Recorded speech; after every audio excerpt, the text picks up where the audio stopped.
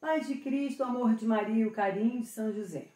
Estamos nesse terceiro vídeo e vamos falar dos objetos litúrgicos, todos os objetos que compõem a Santa Missa. E a primeira coisa que a gente vai perceber é o zelo com que a Igreja cria o rito da Santa Missa, para que Jesus seja reconhecido, amado, valorizado. Então, nós vamos falar pelas etapas da missa. Primeiro, logicamente, falando do altar, do santo altar, que fica numa parte mais alta na igreja, que nós chamamos de presbitério. Já ensinando algo específico. Na sua igreja, todas as vezes que você for para um lado para o outro, que você cruzar o altar, você tem que fazer uma vênia, porque ali é local sagrado, é local de sacrifício. Não, o cristão não pode chegar na missa e dar um beijo no altar como o padre faz. Só o celebrante que pode fazer isso, tá bem? Segundo objeto, ambão.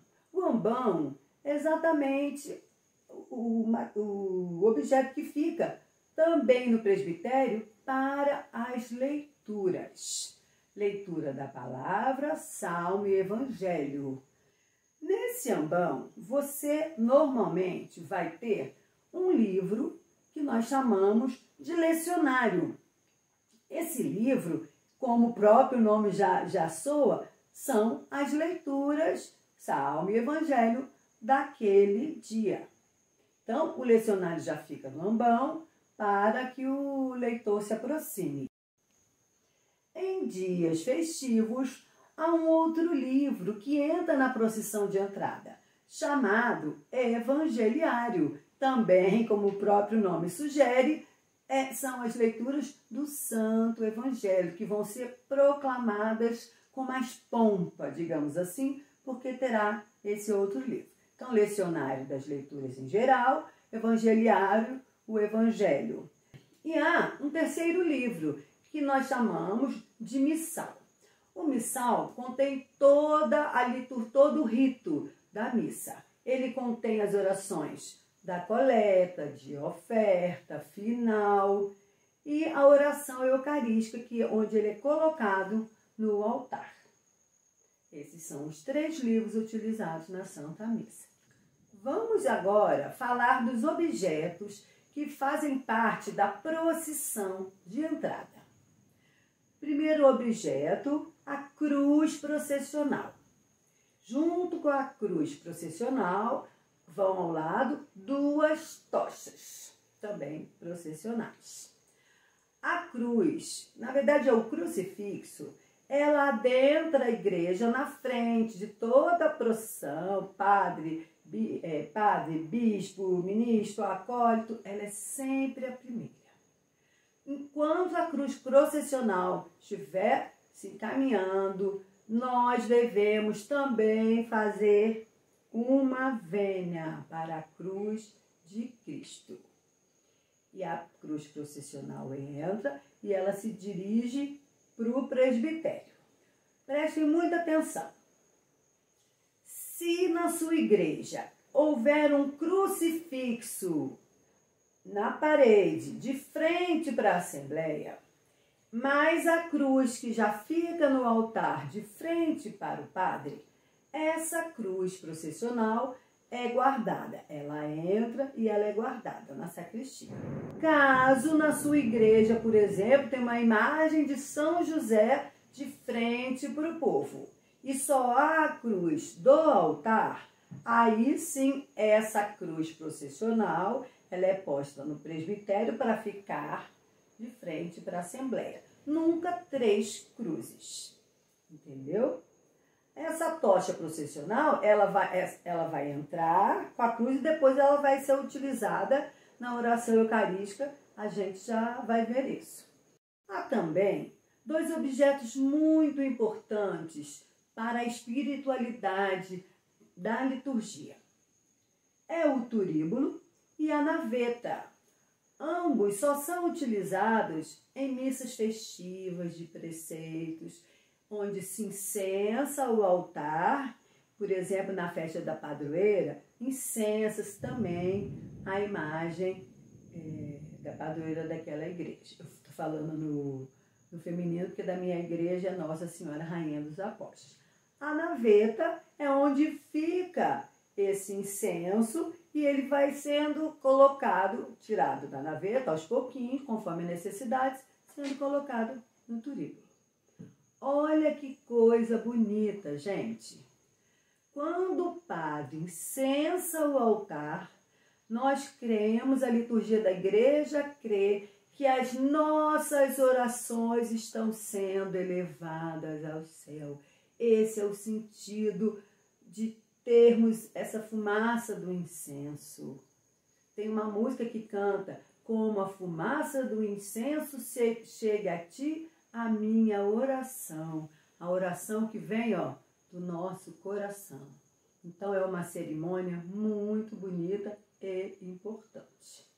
Vamos agora falar de um segundo grupo, de um grupo mais extenso, que seria o grupo envolvido na oferta. Vamos falando dos objetos. 2 objetos que se interligam. Cálice, onde será colocado o vinho para ser consagrado.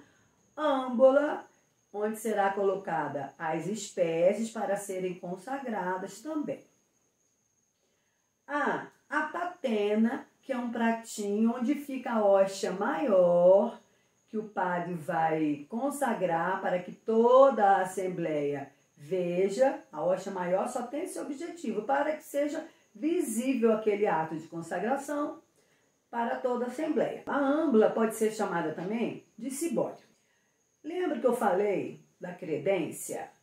Acho que no vídeo 2. A credência é uma mesa que fica ou nos fundos da igreja e no presbitério, quando a igreja não é grande. Então, são 2 credências. Quando a igreja é pequenininha, ela fica só no presbitério. O cálice, ele não vai, mesmo que tenhamos 2 credências, o cálice não vai para a credência dos fundos. Fica na credência do presbitério. A âmbula fica na credência dos fundos para entrar na procissão de entrada. Na procissão de ofertório, perdão. Lembrando que essa entrada não é ainda corpo de Cristo, é apenas a espécie, farinha e água. Então, a âmbula com a espécie está entrando, não é para fazer reverência, porque não foi consagrada. Qual objeto ainda fica na credência? As galhetas. São 2 garrafinhas de vidro, onde uma vai levar o vinho. O vinho, gente, não é qualquer vinho. Chamamos de vinho canônico, é um vinho especial para ser utilizado na missa. Tá vendo o cuidado da igreja? E a outra garrafinha da galheta é com água. E a gente já vai falar para que essa água serve mais à frente. Então, são os objetos litúrgicos que vão na procissão das ofertas. Lá na credência do altar já teremos, então, como eu tinha dito, o cálice. E aí, 2 tecidos muito importantes. Um nós chamamos de corporal. Como o próprio nome sugere, tem a ver com o corpo de Cristo. O outro nós chamamos de sanguíneo. Como podemos perceber, tem a ver com o sangue de Cristo. No momento em que que as ofertas vão para o altar e que vamos ter a consagração, é aberto o corporal. Para quê? Já tem uma toalha, você poderia perguntar, mas para que mais um tecido? Para preservar o risco de correr qualquer partícula e ser descartada como se nada fosse. Então, o corporal, onde vai botar o cálice, a âmbula, é para ter mais zelo ainda com a Sagrada Eucaristia, com o corpo e sangue de Cristo. O sanguíneo é um tecido utilizado normalmente pelos ministros, quando eles vão dar a comunhão, se forem 2 espécies, para enxugar, a âmbula, caso caia, não podemos deixar o sangue de Cristo pingar no chão. Então, o sanguíneo tem para esse cuidado também.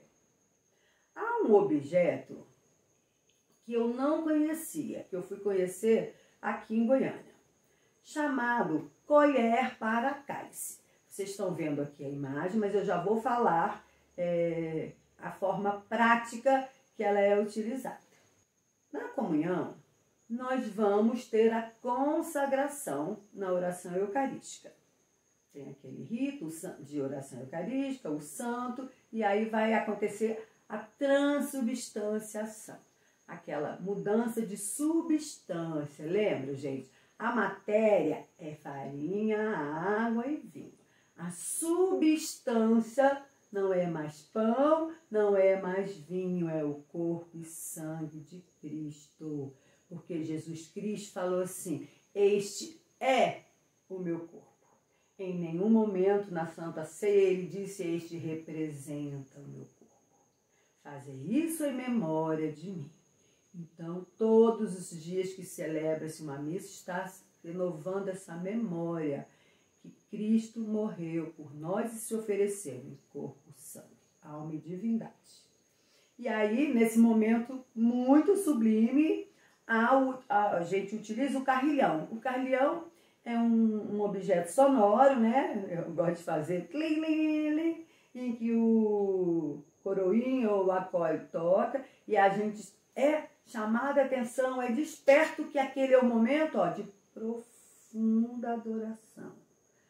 Quando o carrilhão toca, também a tocha, lembra da procissão de entrada? Ela também volta nesse momento. Quando o carrilhão toca, não podemos ficar de pé. E não basta uma reverência. Nós precisamos fazer uma genuflexão. O que é uma genuflexão, Anali? É colocar o joelho no chão. Ou, no caso propriamente dito da missa, os bancos da igreja, a igreja que é mãe, né? Tem aquela madeirinha que nós chamamos de genuflexório, e aí você pode confortavelmente, porque fica bem mais tranquilo, você ajoelhar. Nesse momento que eu estou ainda me convalescendo do meu acidente, eu não tenho condições de ajoelhar, porque não tenho força para apoiar no braço, nem teria para levantar mesmo com ajuda. O que eu faço nesse momento e quem passa por essa situação? Fique de pé, em prontidão, sentado jamais. Genuflexório, em genuflexão quem pode, de pé quem não pode. E aí vai acontecer a transubstanciação. O padre, a âmbula já vem com as espécies, já estão no altar. Vem o cálice, é onde entra a galeta. O padre vem, vira toda aquela quantidade de vinho que estava na galeta para o cálice, pega a outra galeta que está com água, ele só faz, pim, uma gotinha. Para que essa gotinha? Para que a gente não se esqueça das duas naturezas de Jesus, a natureza humana e a natureza divina. Aquela gotinha representa a natureza humana de nosso Senhor Jesus Cristo, e a nossa humanidade também estará sempre com Cristo. E aí você pode pensar assim: ué, mas a galeta desse tamanho assim fica cheia d'água, põe só uma gotinha. E o restante da água? Esse restante vai ser utilizado depois para purificar o cálice. O padre vai beber todo aquele vinho, caso seja consagração, comunhão em duas espécies, ele vai distribuir, e o que sobrar ele tem que beber. Não leva simplesmente para outro lugar para lavar. Não, é feita o que nós chamamos de purificação. Essa água da galeta é colocada no cálice, o padre dá uma movimentada, bebe e enxuga com o sanguíneo. Viu? Tá vendo, gente? O zelo, o cuidado, tudo tem um rito, tudo tem uma atenção especial, que a gente está mexendo com coisa sagrada. A missa é sagrada. Não foi à toa que foi o tema que eu escolhi para ser a nossa primeira formação. Há também a patena de comunhão. Esse é outro objeto que eu nunca tinha visto. Também só vi em uma única igreja aqui. E aí fui pesquisar, porque essa eu não sabia mesmo. Assim, eu vi a utilidade, mas eu não sabia nem como chamava. O que é a patena de comunhão? É esse objeto que está à mostra aqui, que na hora da comunhão é colocado debaixo do queixo do fiel que vai receber. Olha o cuidado para que não corra o risco de cair nada no chão. Então, patena de comunhão. Achei interessantíssimo. Acho também que toda igreja deveria utilizar. Achei esse de um zelo formidável. E para a gente terminar, eu quero falar de outros 2 objetos litúrgicos que são fixos na igreja. O primeiro dele, o sacrário. O sacrário, né, é um objeto em que fica o que lá dentro? A hóstia consagrada. Então, o sacrário fica fechadinho, porque o que tem lá é dos mais valiosos, é o próprio Cristo. Igrejas grandes também, de média grande, há uma capelinha onde o sacrário fica, normalmente na lateral do presbitério, para que as pessoas, os fiéis, cheguem e façam adoração. Quando você chegar nessa capela e olhar para o sacrário, não pode apenas chegar a fazer uma vênia. Tem que fazer a genuflexão também, porque Cristo está lá. Como esteve no altar, se mantém no sacrário. Para que a gente guarda a hóstia consagrada? Por 2 motivos. O primeiro, esse que eu acabei de falar, para a adoração. E o segundo, para que seja levado comunhão aos doentes e enfermos. Como eu contei já para vocês, eu fiz isso por anos. A gente ia na capelinha, abria o sacrário, a gente tinha a chave por autorização do padre, abria, pegava o número certinho de comunhão daquele dia que eu ia visitar. E a gente colocava no objeto que nós chamamos de teca. E a gente levava também, não era de qualquer jeito não. Ela envolta um corporal dentro de uma bolsinha também com todo o zelo e rito para se levar a comunhão aos doentes. E aí eu aprendi uma coisa também estudando. Não podemos chegar lá como eu fiz, gente, até poucos meses. Chegar e nos dirigimos ao sacrário e botar a mão, encostar a cabeça, beijar. Não pode. Já fiz isso muitas vezes. Estou sentindo falta, só que eu sou obediente. Se a igreja diz que não pode, eu vou obedecer. E aí a gente pode pensar, poxa, não preciso chegar até ali, porque Deus não está no objeto em si. Aquilo é um tabernáculo, mas o Cristo está lá dentro. E Ele está me vendo. Não importa se eu esteja grudadinha nele ou a 2 metros para trás. Não é? Então, por favor, genuflexão entrar e faça adoração e não toque. Mas há capelinhas, por exemplo, que eu frequento, chamada Capela São Sebastião, que é desse tamaninho, não tem um espaço reservado para o sacrário. Onde fica o sacrário? Atrás do altar. Altar, na parede, o sacrário. E aí, eu falei para você, chegou no altar, venha. Mas, se o sacrário tiver nos fundos, não basta mais só venha. Tem que ser uma genuflexão, tá? Ser tanto para um espaço reservado ou para o próprio presbitério. Tem que fazer essa reverência. E por último, que não é propriamente dito da missa, mas eu quis trazer para cá, é o ostensório. O ostensório, ele é utilizado muito na quinta-feira, né, de adoração, e aí muitas das vezes ele passeia, vamos dizer assim, pela Assembleia. O que a gente vê? Tá o padre passando com o ostensório, a hóstia consagrada, menino, o povo correndo atrás e toca. Não é para tocar no ostensório. Por que, Anali? Para que serve o ostensório? Com a hóstia consagrada em nosso meio, para adoração. Se eu me preocupo em segurar, pegar, olhar, eu não estou fazendo aquilo que se destina naquele momento, que é para adorar Jesus. Eu estou deixando de adorar Jesus. Então, tente se controlar. Pode ir atrás do ostensório, com o padre, com a hóstia consagrada, mas evite tocar, porque é isso que prescreve a nossa igreja. Vocês viram, gente? Devo ter esquecido uma coisa ou outra, porque a riqueza da Igreja Católica é muito grande. Espero que vocês tenham aproveitado. Qualquer dúvida é só colocar. Gente, por favor, vamos compartilhar. Eu tenho algumas pessoas que falam, o vídeo está grande, eu posso ver picado, não consigo ver de uma vez. Não tem problema. Para isso que é gravado, para você poder pausar, anota. No outro dia você retoma. Não teve como ser vídeos menores, gente, porque o assunto é denso. E se eu dividisse muito, eu acho que ia picotar muito a missa. Foi apenas por uma questão mesmo pedagógica. Tá? Conto muito com a ajuda de vocês. No próximo vídeo a gente vai ter a continuação, porque o padre Sidney, que é meu pároco, ele vai falar das vestes sacerdotais. Tá bem?